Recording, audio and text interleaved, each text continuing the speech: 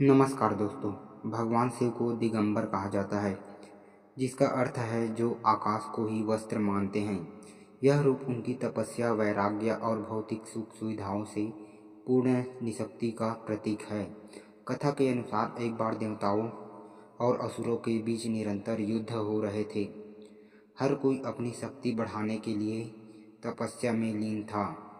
तब भगवान शिव ने गहन तपस्या का संकल्प लिया। वे हिमालय की गुफाओं में चले गए और वहां दिगंबर रूप धारण कर कठोर साधना करने लगे।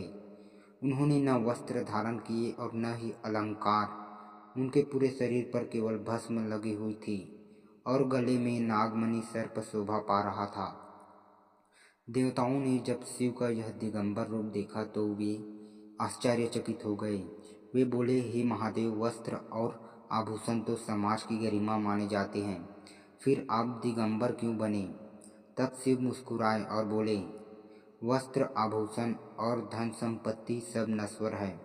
जब साधक को आत्मज्ञान की प्राप्ति करनी होती है तो उसे इन सब से ऊपर उठना पड़ता है। दिगंबर रूप त्याग, सरलता और आत्मबल का प्रतीक है। यह रूप हमें बताता है कि आत्मा का असली आभूषण भक्ति और ज्ञान है। एक अन्य कथा के अनुसार जब पार्वती माता ने भगवान शिव से प्रश्न किया, आप वस्त्र क्यों नहीं धारण करते? तब शिव ने कहा, माता, वस्त्र मोह का प्रतीक है।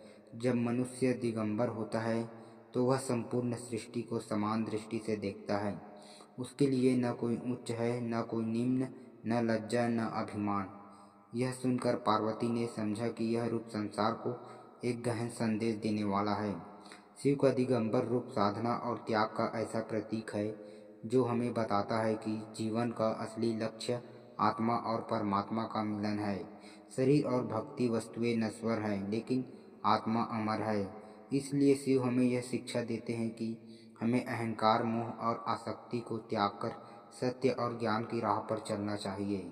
इस प्रकार भगवान शिव का दिगंबर रूप केवल बाहरी साधना का प्रतीक नहीं है, बल्कि यह आंतरिक शुद्धि, त्याग और परम ज्ञान का संदेश भी देता है।